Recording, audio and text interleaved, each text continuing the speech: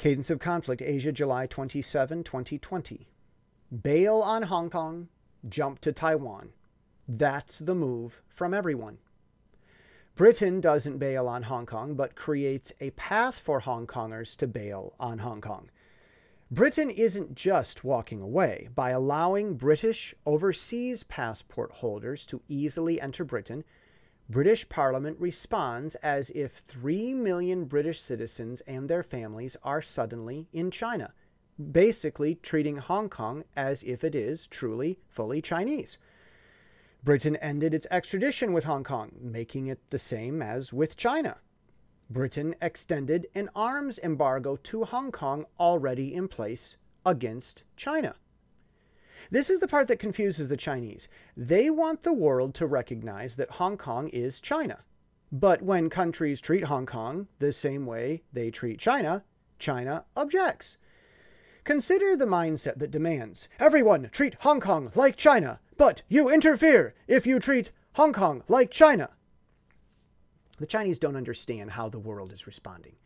They never thought the world would respond this way. They think the world is simply being mean and cruel. Staying consistent is not part of the Chinese communist worldview. Consulates do passport services and diplomatic visits. Not much beyond that. That's why countries allow them. America says China went way beyond that, claiming evidence of the consulate running a spy ring. Truth or lie, the Chinese thought they could do anything inside their consulate as if they were in Beijing. Otherwise, they wouldn't need to burn documents before leaving. They don't see America following consistent rules by demanding the consulate close. They only see America as starting a fight. Western nations at least pretend to operate with universal standards and kept promises. They are far from perfect, but at least they pretend to, and their voters expect them to. China doesn't even pretend to operate with universal standards and kept promises. Chinese communists simply do whatever they decide for each individual situation, then justify it as either their right to do what they want, or as an internal matter, or as what is best.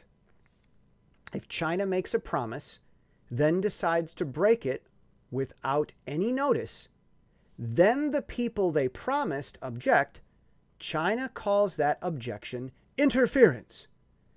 Following precedent or promises has no place in Chinese understanding of lawfulness. Now, ask yourself about a government that insists it is fair to change the rules throughout the game and without notice. What will mid-level leaders within that government do themselves and expect from their leaders above them and from their subordinates below them? Will their military be able to function with a culture where it is right to change the rules at any time? Will ship captains prefer battles for glory over winning the war? Will the West think such a military is a formidable threat, or that such a military is inconsistent and easily defeated? Taiwan certainly sees the Chinese military as a threat, but the Taiwanese apparently believe China's military can be affronted.